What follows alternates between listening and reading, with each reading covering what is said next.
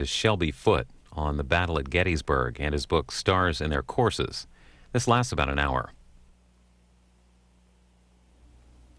Shelby Foote, author of Stars in Their Courses, the Gettysburg Campaign. Where did you get that title? It comes from the Bible. The stars in their courses fought against Sisera. When Deborah, whoever it was, drove the tent peg in his temple, freeing the Jewish people from his tyrant, she explained that he had been led into this terrible tragedy that had happened to him by the stars. In other words, fate had brought him there. And the title ties in with Robert E. Lee being led into defeat of Pickett's charge by success after success after success until finally fate decided to hammer him down, and they did at Pickett's charge. Gettysburg was fought when? It was fought on 3 days, the 1st, 2nd, and 3rd of July. What year? 1863, almost in the middle of the war. And this is called the Modern Library of the World's Best Books. Right. Why did you decide to do this book? I mean, is this the only one you've done in this series? Yes, it's the only one in that series. I'm on the advisory board of the Modern Library, and they asked me what of mine I'd like to have there. And this is a chapter from my 3-volume Civil War narrative, and it is the central chapter of the central volume. So it's sort of, if I might say so, the capstone or the arch of that whole narrative of the war. And why did you want to pick that? It is more a complete story in itself than any other section. This narrative is woven in and out of other things, but this chapter, better than any other that I know of, tends to stand by itself and could be a book of its own. Could someone buy this book and not have read your others and be comfortable reading this? I think so. It's one of the few instances of an excerpt of 90,000 or so words that you could do that with out of that narrative. Over what span of time did you write your 3-volume set? I began it in 1954 under a contract with Bennett Cerf at Random House for a short history of the Civil War. And I sat down to outline this short history and saw that I would be simply writing a summary and wouldn't be interested in doing it. So I wrote and told them at random that I'd be willing to go whole hog, spread eagle on the thing, 3 volumes. And there was some hesitation, I presume, but in about a week I got word to go ahead. And I went ahead for the next 20 years. I finished it in 74. I began it in the spring of 54 and finished it in the spring of 74. And I did not do anything else during that whole time of any import. I didn't write a novel. I didn't do any of those things, just worked on the war. Where were you living in 1954? I was living in Memphis. I had just moved there from my home about 150 miles downriver in Greenville, Mississippi, in the Mississippi Delta there. And I had moved up to Memphis, and one of the reasons I accepted this job offer to write the Civil War thing was that I had just finished 5 novels. And they were more or less related to each other, and I was looking forward to writing another set of 5.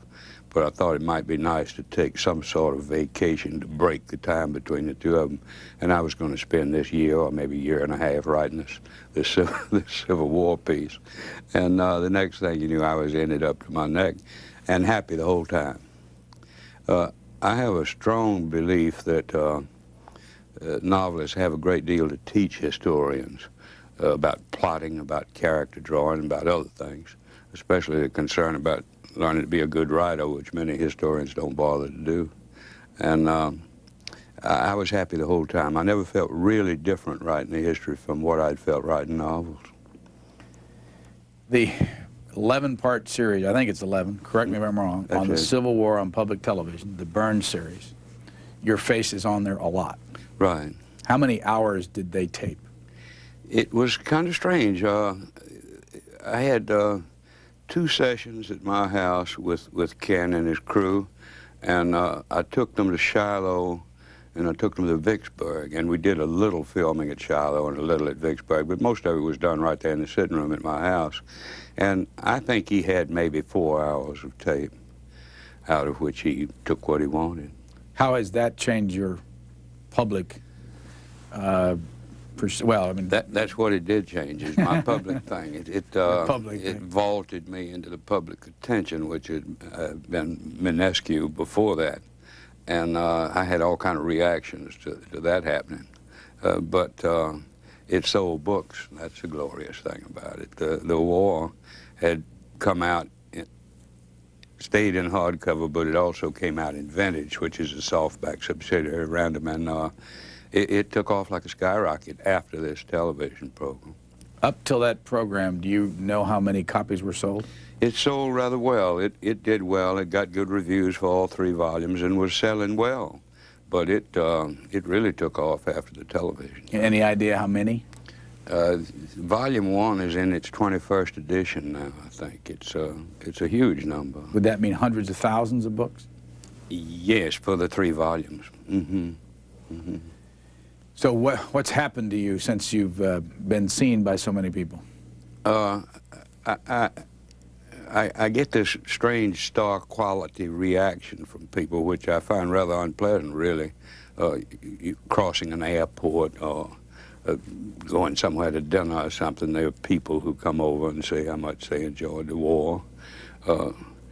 I haven't yet had anyone come up to me and take the trouble to say they didn't enjoy it, but they do tend to come over and say. How do you deal with it? I tell them that I'm glad to hear it, and one reason I'm so glad to hear it, aside from personal vanity, is I'm always pleased to know that I might have had something to do with people beginning to understand the American Civil War, which I think is enormously important for every American citizen. Somebody told me that you didn't like to sign books.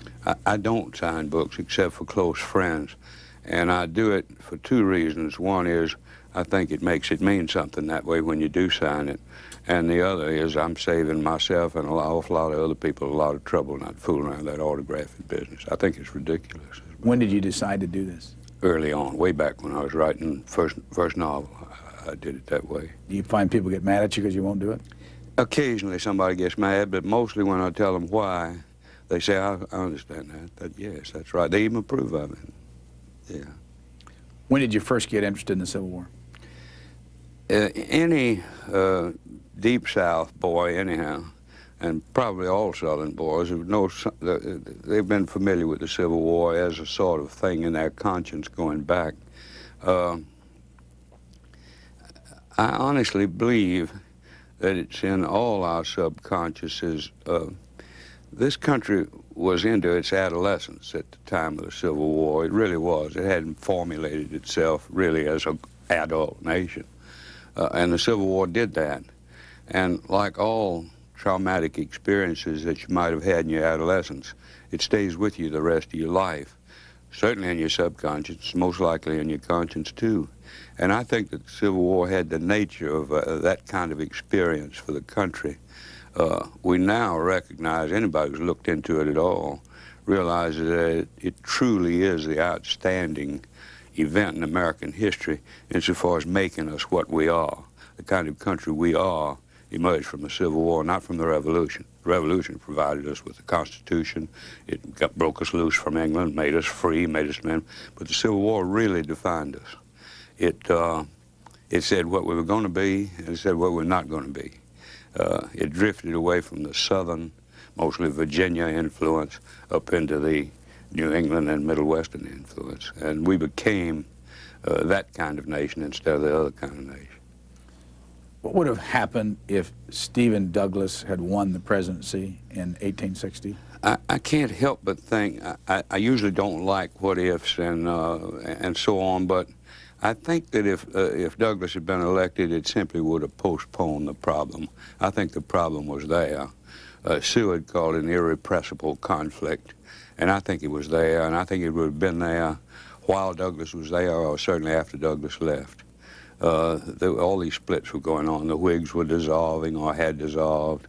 There were issues that were so bitter between the abolitionists in New England and the fire eaters in South Carolina and various other places in the South.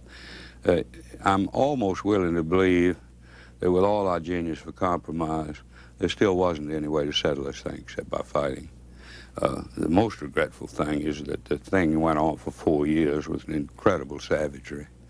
That's the great shame. There was bound to be a fight, but for it to be the fight that it was, with literally more than 1 million American casualties, is that need not have been. Something should have stopped it before that. How many men fought on the Union side and how many on the... There's a good deal of argument about that. I've forgotten the exact figures. There probably were 1.5 million Union and possibly as many as 800,000 Confederates. Maybe those figures will hold. How many died? The deaths total about 650,000. Two things might bring home to you how savage it was. All the American wars combined. Now, this is somewhat unfair because I'm only talking about American casualties. In those other wars, I'm not including the foreign casualties. But more Americans were casualties in the American Civil War than in all the wars we'd been engaged in. The Revolution, the War of 1812, the Mexican War, all rolled in together. Not as many casualties as there were at Shiloh. The first great battle of the war lasted 2 days. There were 25,000 casualties there. And that's the total casualties of all the American wars up to there. What was Greenville, Mississippi like? Greenville, Mississippi just barely existed at the time of the Civil War. Where I'm from is called the Mississippi Yazoo Alluvial Delta. And it was only settled along the Yazoo and the Mississippi. The whole interior was one great swamp filled with alligators and moccasins. And it wasn't until after the Civil War that they put the railroad in and could get the trees out and then dig the drainage ditches that it became habitable. But Greenville was shelled during the war. It was a little town on the river, and it was shelled as a diversion to Grant's attack on Vicksburg. You were born in 1916? 1916. What were your parents like? What did they do? My father came from a long line of illustrious Mississippians. His grandfather, my great-grandfather, commanded the Noxubee Cavalry at Shiloh. And his father was a planter there in the Delta. And he expected to live a life of ease, mainly involving dice shooting and cards and whiskey and flying around. And his own father short-circuited that by pushing his fortune across the poker table and lost his plantation. So my father had just married my mother and scarcely knew what he was going to do with himself, and her father got him a job as a shipping clerk at Armour and Company there in Greenville. And in the next 6 years, somehow or another, he changed everything about himself and wound up managing Armour branches in Pensacola, Jackson, and had just been transferred to Mobile, where he was the big head man in the southern region, and he died of septicemia from an operation on his nose. I was just short of 6 years old. So I was, I often look back on it. If he had lived, it's pretty clear he would have wound up in Chicago with Armour and Company, and I'd have been a Chicago kid, going to prep schools and living in some suburb. And I consider that a great deliverance. I'm sorry I had to sacrifice my father to do it, but it's strange what accidental things like septicemia can do to people's lives. Do you remember him at all? I do. It's a good test for me of how back people generally can remember. I remember very almost clear snapshots when I was like 4 and 5. But I'll tell you a strange thing about memory. It fades. I'm 77 now. Your memory fades, and I will remember my father very clearly, and then it'll fade. And then about another 5 years, when it's almost faded out of sight, I'll have a very vivid dream of him, and the memory's back fresh again in my conscience. That's a strange phenomenon to me. About your mom? My mother never remarried, and I was an only child. And her devotion to me meant so much to me because I was a kid who stayed in trouble all the time. I was editor of the high school paper, and I dedicated myself to giving the principal a hard time. And when it came time for me to go to college, I applied at Chapel Hill for admission, and received a letter back saying, we're sorry, there's no place for you here. The principal had taken the trouble to write him a letter saying, do not let this boy in your school under any circumstance. But I got in the car and drove up there and got in line for registration. When I reached the desk, they looked in the file and said, they told you not to come. And I said, I know you did, but I didn't think you meant it. Now, this is 1935. There were empty rooms and dormitories and everything else. And they said, all right, since you're here. Yeah, so I went to school there.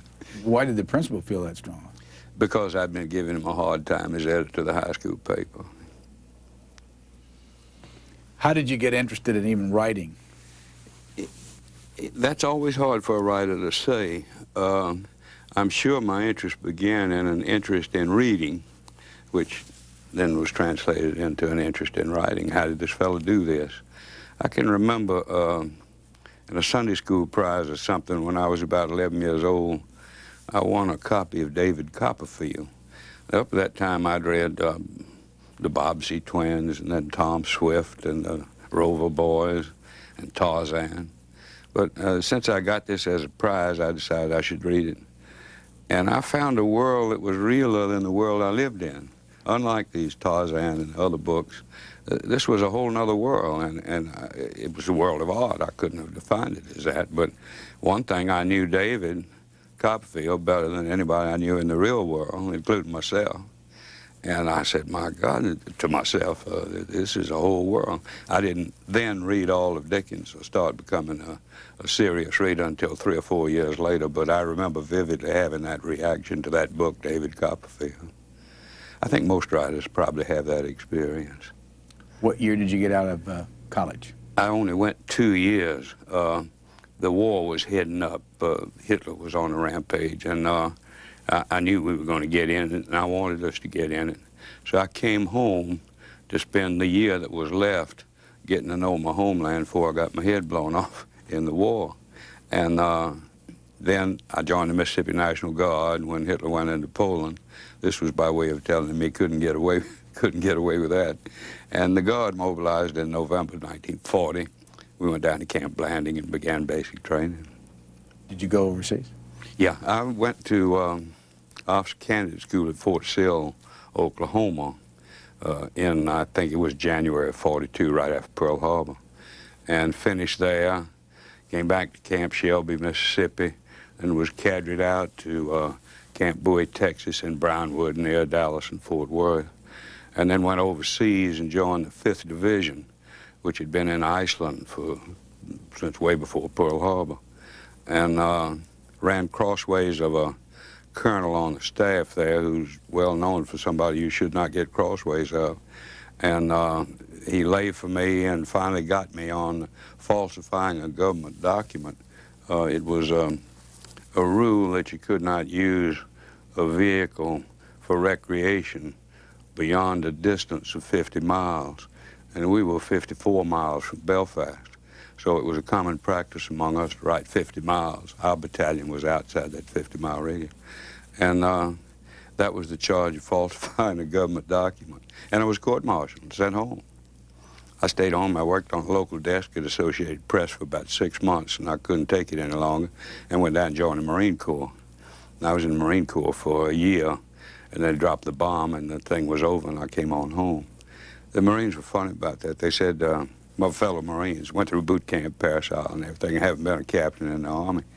And they said, you used to be a captain in the Army. You might make a pretty good Marine if you work at it hard. I enjoyed it. I liked the Marines. So if I figure right, in 1954, you were about 37, 38 years old when you started writing about the Civil War. Right. When you went to Europe and you were in the Marines and in the Army, did you know anything about the Civil War then? Yes, I carried with me, in my baggage, I carried GFR Henderson Stonewall Jackson. I had Freeman's R.E. Lee with me as often as I could lug it around. And I spent my spare time, even then, figuring out what happened during the 7 days and drawing maps and things. It always fascinated me.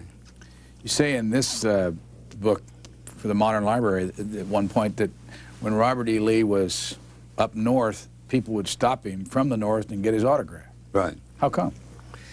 There was a general admiration for Lee. It's curious, in the Civil War, the men who were most hated were not very dangerous men. They were men like Butler and God knows who you'd name on the southern side that they hated so much. They were not much killers. The real killers, like Grant and Lee, were enormously admired by the opposite side. There's something very strange about that.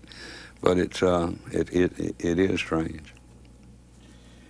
When you started really thinking about writing when you were 37 or so, had you been to a lot of Civil War sites? Yes, it was a sort of hobby of mine. I was going back and forth to New York 3 or 4 times a year, driving in those days, up US 11 through the Shenandoah Valley and all that. And I would stop at battlefields all along the way and go out of my way to go to them just to see what they felt like. In visiting battlefields, it's very important that you go at the same time of year, if possible, on the very anniversary of the battle, because for places so different other times of year, to understand the Battle of Shiloh, if you went there when it was fought in early April, you would see what it was like. If you went there in February or later on in July, it would be a different feel. You wouldn't understand the way the new growth of leaves choked everything in so nobody knew what direction north, south, east, or west was. So you get that thing, and you get the weather, you get the soil, you get the coloration of things, you get the true feel of it. You said earlier that the Civil War defined what we were going to be, right, what we were not going to be. Right. What are we? Well, the Civil War included emancipation, and it was immediately followed by true emancipation. I mean, the Constitution freed the slaves, not just those who were in rebel hands, as Lincoln's proclamation claimed. Before you go any further, define the word emancipation. What's it mean? Emancipation means the setting free of people who are in slavery.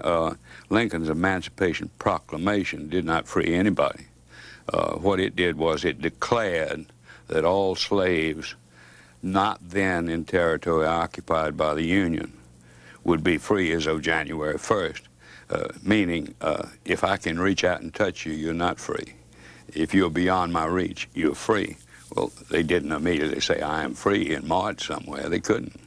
But the real emancipation, Constitutional Amendment freeing the slaves, freed all the slaves.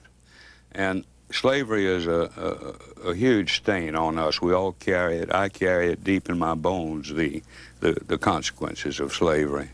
But emancipation comes pretty close to being as heavy as sin.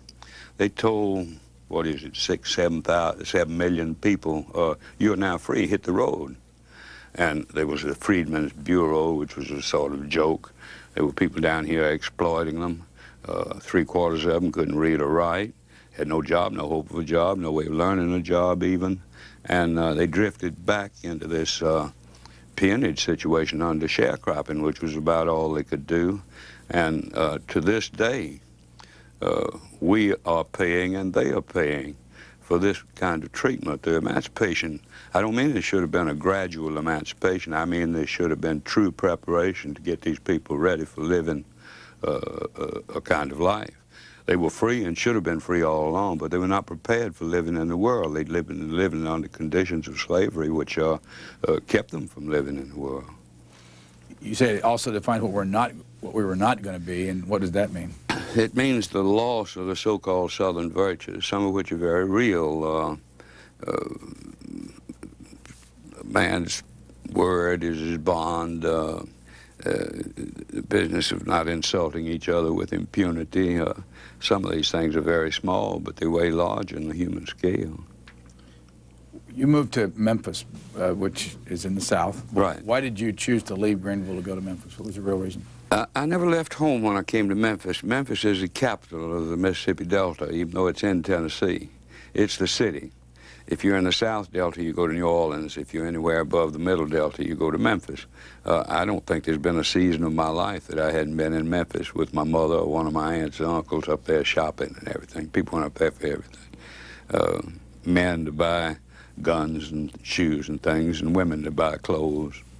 It's just, this was before there were malls and designer dealers with designer clothes in small towns.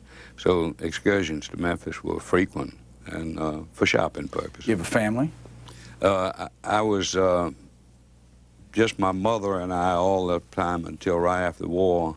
I was married, got divorced, and then remarried again after I moved to Memphis. I've been married now for 36 years, I think it is. Children? One child, a son, 32 years old. What's he do? He's a photographer, and getting to be a good one. Did he take any of the photos of you that we see ever? No, he takes photographs of me, but for some reason or another, that brand of nepotism I haven't been involved with. Where was this photo taken? That was taken at home, but it was done by a photographer from Denver.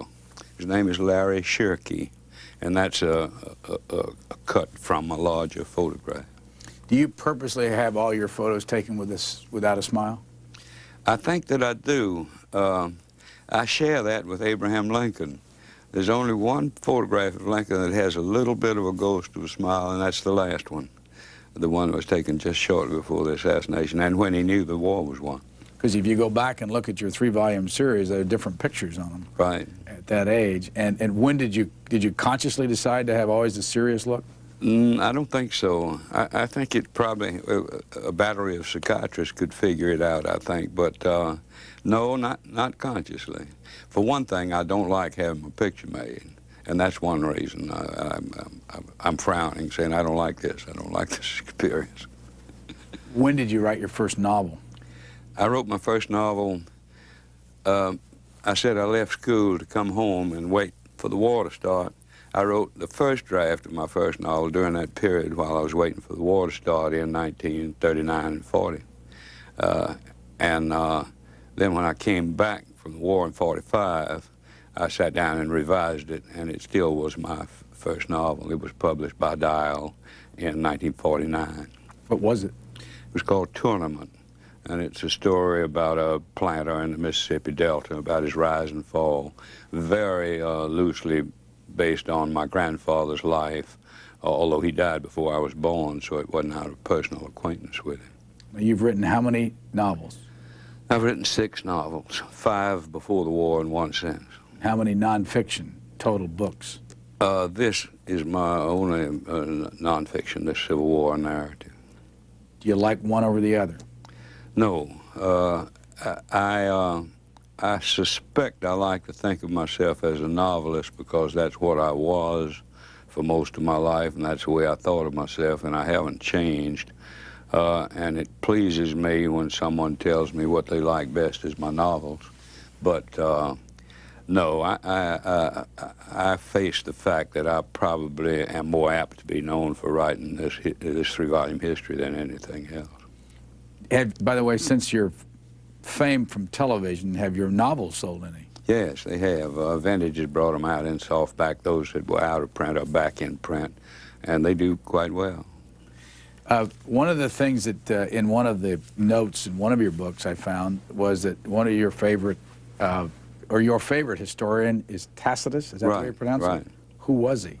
Tacitus was a Roman historian right after the birth and death of Jesus. And he is, above all, a writer. Tacitus' style is just a joy to be involved with, whether in their original Latin, which I can barely stumble through, or in a decent translation. It's very hard to get a good translation of Tacitus. A man named Broadrib did a pretty good one. And there's something about him. He writes about high-placed scoundrels for the most part. And he takes that Roman Empire apart. Some historian said about, I guess it was Claudius, that he was a successful emperor, hard-working and everything else, and then, alas, he fell upon the pen of Tacitus, which always tickled me as rude. But I like Tacitus very much. The other historians I like a lot. When were you introduced to Tacitus? Probably during high school. Probably was when I first encountered it. I took Latin in high school. We didn't have Tacitus, so Tacitus is too hard to read. You do Caesar and then finally Virgil, but you don't get to Tacitus until you go on from there. And also you mentioned the Peloponnesian Wars. Right, Thucydides.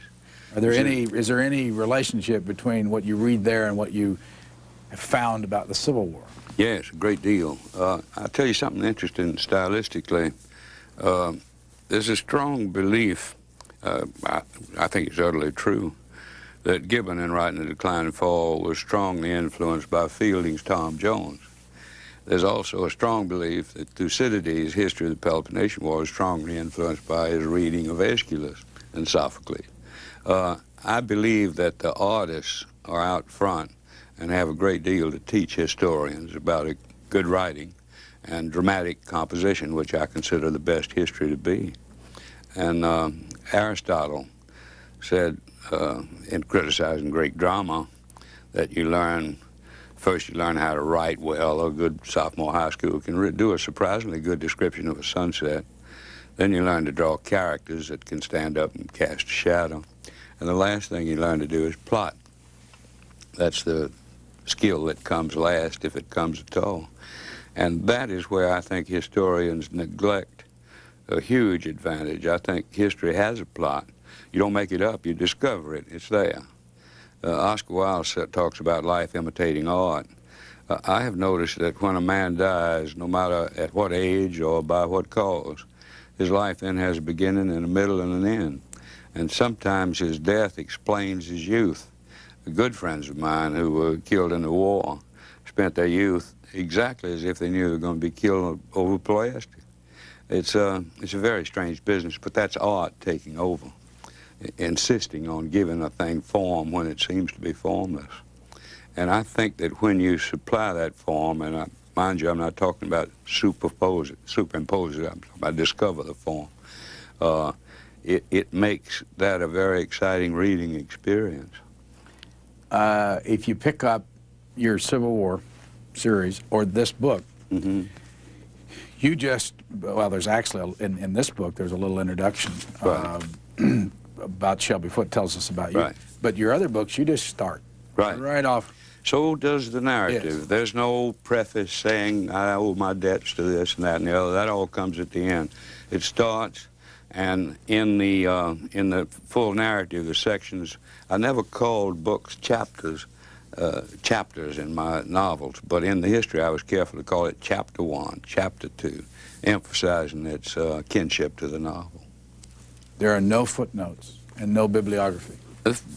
The subject, after 100 years, is well enough known not to need footnotes, the Civil War. Footnotes are extremely useful to other historians, and I was writing for historians' enjoyment and I hope instruction, but mainly I did not want to interrupt this narrative with this bunch of footnotes down at the bottom of the page where your eye leaves the story every now and then to glance down at the footnote. I thought that the footnotes would cost me more artistically than they would gain me in academic respect. Who's Ralph Newman? Ralph Newman is a Civil War enthusiast from Chicago and one of the leading persons to make the Civil War into the American consciousness through a thing he had called the American Lincoln Bookshop there in Chicago. He was one of the founders of the Civil War Roundtable in Chicago, which I think was the first of the roundtables. They, during this, long before this period of the huge popularity of the Civil War, were working away at it and doing very interesting stuff. The reason I bring it up is that you also mentioned in one of your books, your comments at the end, that he came out with a bibliography that made you didn't have to do it. He and his friend Pete Long published a separate bibliography that covers everything. And I said, if you want to know where I got my books, go to Newman's bibliography. That's where I got it. 350 books in the Civil War. About that number was the working library I had near my desk at all times. I worked from printed sources entirely. I did not get into the archives and dig around among manuscripts. Have you read all those books? Yes, I had. I read them and read them with pleasure, most of them. One of the other things I noticed in reading this is that you'll just start with a name. I mean, there's not an explanation of where this person comes from and all this. Right.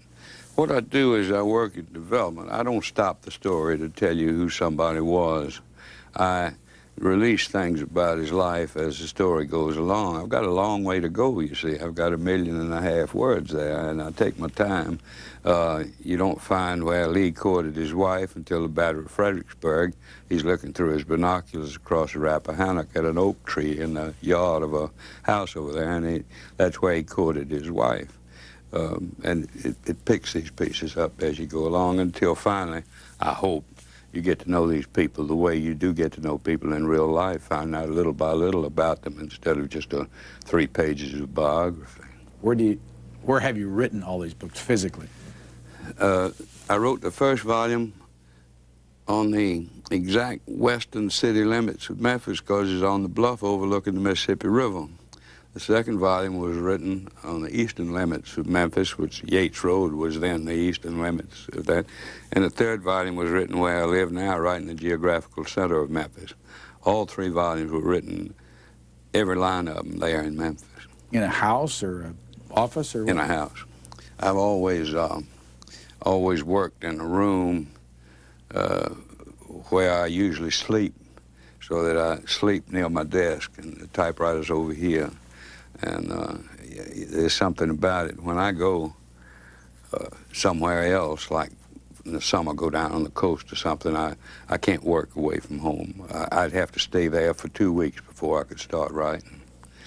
I'm not like, say, D.H. Lawrence, who could write anywhere. In fact, never had a home. But to me, it's a very deliberate thing. 500 or 600 words is a good day for me. I write with a dip pen, which causes all kind of problems, everything from finding blotters to pen points. But it makes me take my time, and it gives me a real feeling of satisfaction that I'm getting where I'm going. What's a dip pen? It's the kind you used to see in post offices all the time when you were a boy. I would love to find one of those ink wells they had in post offices. They had a spring in them. When you pressed down, it would wet the pen point, and then when you lift it out, it would close it again so the ink didn't evaporate. I can't find one. I'm absolutely certain that right here in Washington there are 5 million of them in a warehouse somewhere, but I can't find one. But a dip pen, you have to dip it in the ink, write 3 or 4 words, and dip it again. And it has a real influence on the way I write. So different, not only from a typewriter, but from using a pencil or a fountain pen. What do you do with it after it's written? The 500 words every day. I set it aside to dry, then copy it off a typewriter,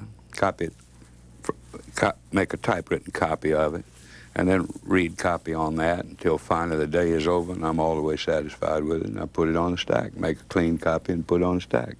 That way I don't have to engage in something that to me is a particular form of heartbreak, which is revision. I don't do that. My best friend in life for 60 years was Walker Percy. He had exactly the opposite. He said if I knew what was going to happen next, I wouldn't be able to write. I wouldn't be interested in writing if I knew what was going to happen. I'm the other way. And so you're never edited? No, there's no real need. I may take out a comma or put in an and or something, but very minor stuff from then on. Do you have this arrangement with your publisher? Yes.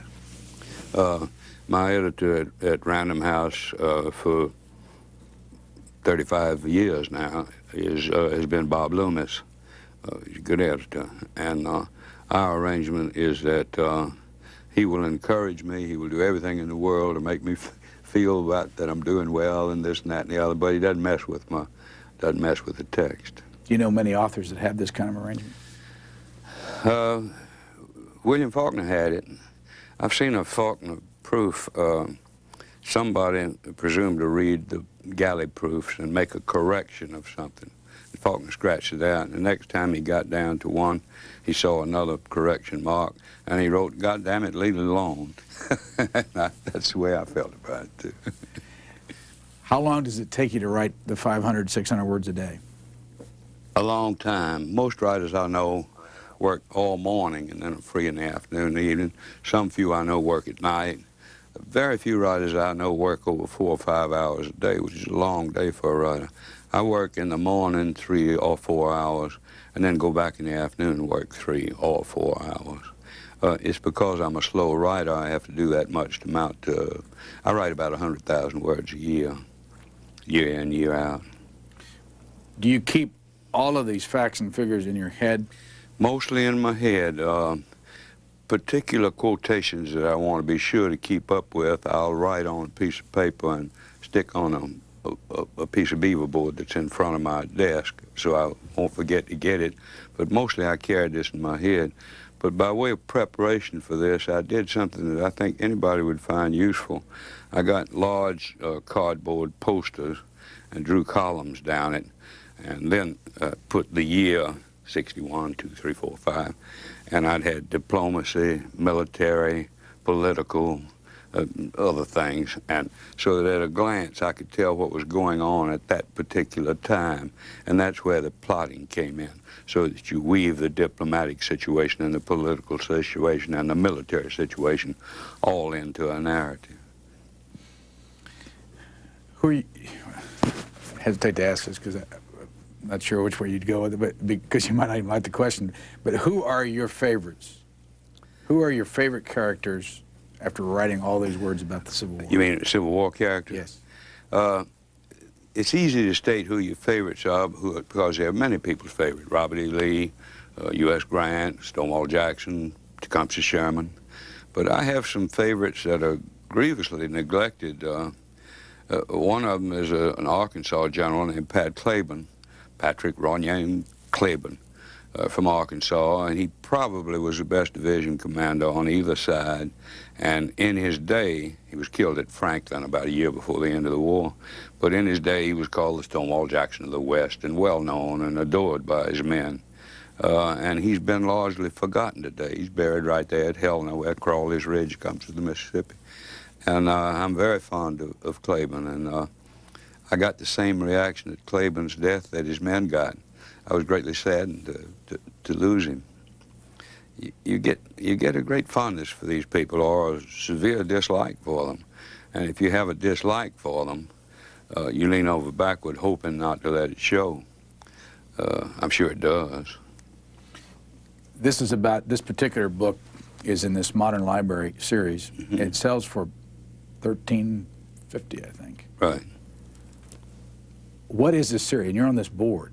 Yeah. What is it? Well, I'm surprised you would ask, because to me, being as old as I am, the Modern Library was what I grew up with.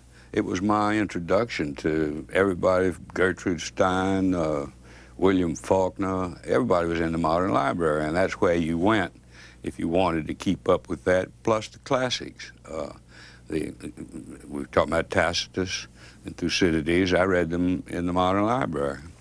The Times being what they were, but they were 95 cents a copy in those days. Not nearly as well printed or as handsomely bound as now, but 95 cents you could get all of Thucydides. Well, ask him because it seems like there's something new going on, because Right. you see these now in a lot more bookstores. Right. New, covers. Right. And what is happening? And you're on the board. What's the name of the Maya Angelou and Daniel Borston and Christopher Cerf? By the way, Right. is he related to Bennett Cerf? He's Bennett's son. Mm-hmm. And Shelby Foote's on here, and Barton Gregorian from Brown University. Right. Used to run the New York Library, and Edmund Morris, the biographer of Ronald Reagan and Theodore Roosevelt, and Arthur Schlesinger, and William Starman, and Gore Vidal. Right. What do you all do? We meet, and each has books that he would like to see in it, and we all decide whether they should be done. The head of it is a young woman named Susan DeSessa, who's an excellent editor, and we decide what should be in there, and sometimes decide what should not. And it's a growing list, and a good one. All the old titles are available too.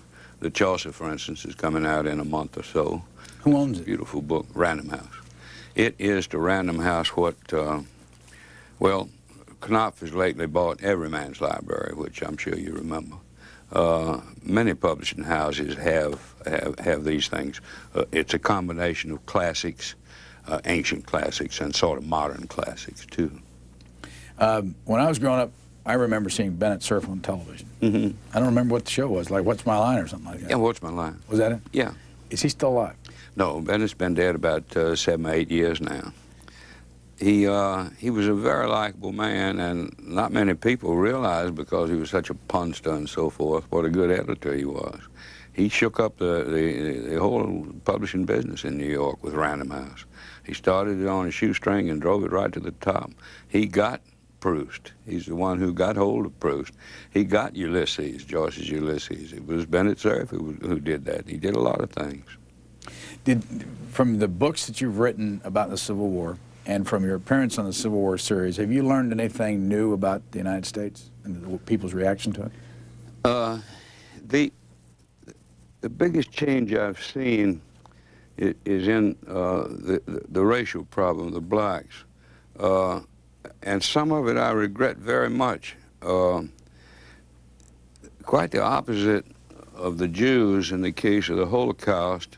The blacks seem not to want to be reminded of history, seem not to want to, in this Disney project that was announced, we will show you what it was like to be a slave. Whereupon a great outcry went up. We don't want to see that kind of thing.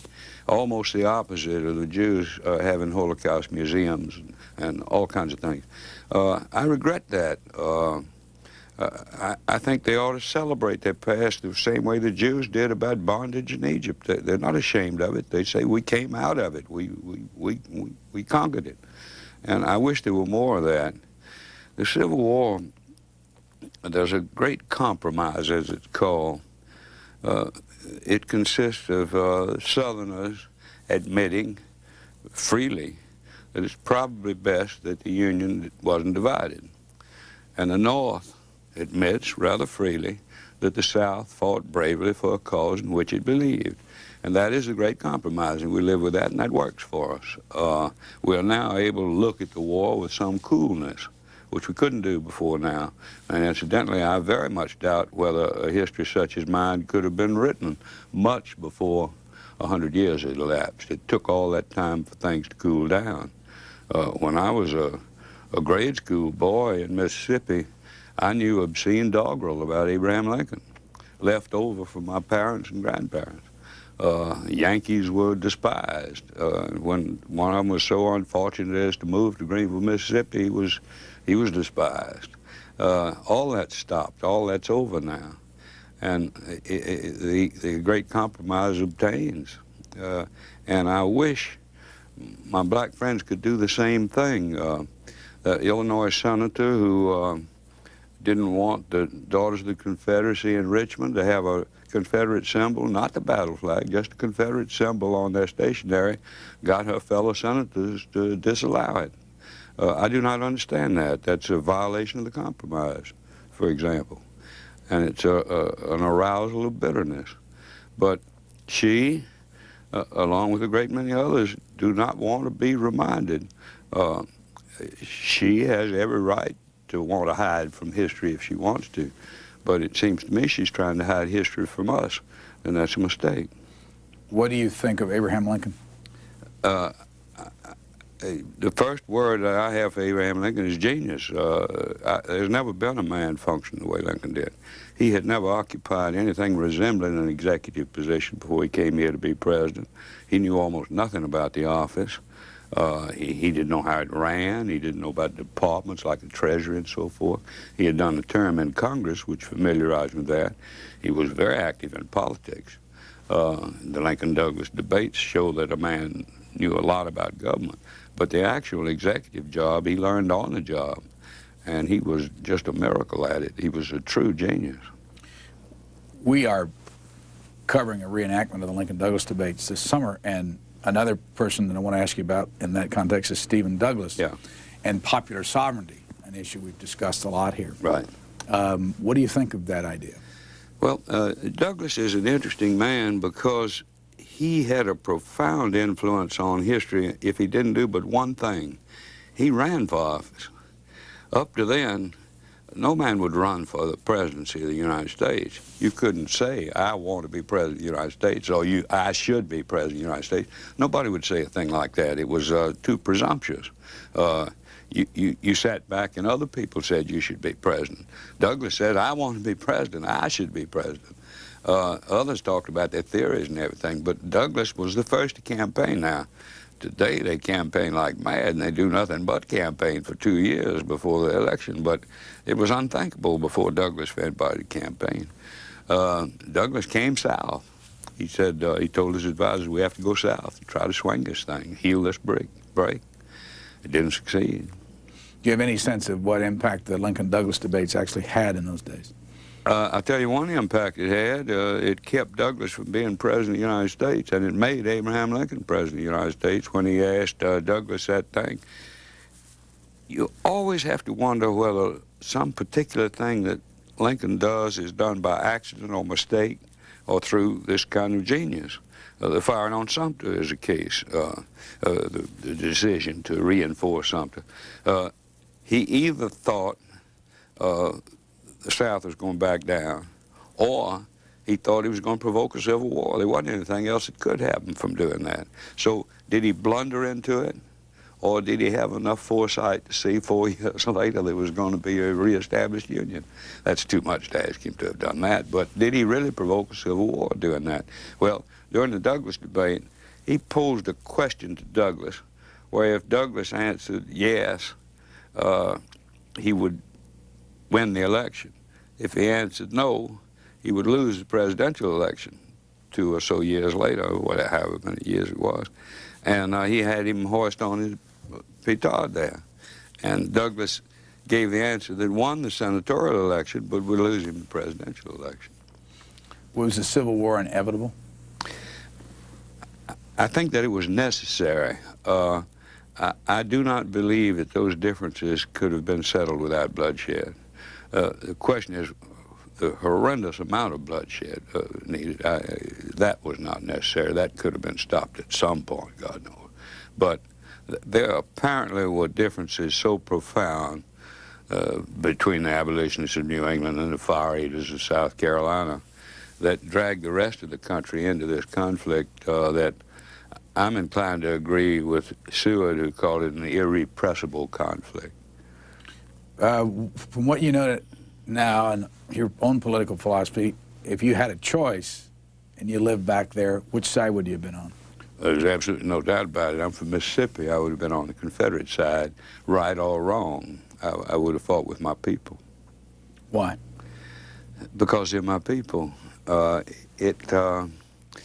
It would have meant the end of my life as I had known it if I fought on the other side. It would have been a falsification of everything I'd lived by, even if I opposed it. No matter how much I was opposed to slavery, I still would have fought for the Confederacy. Not for slavery, but for other things, such as freedom to secede from the Union. Is there still a difference in the way people that live in Mississippi think than, say, the people in Illinois? Much less than my boyhood, far less.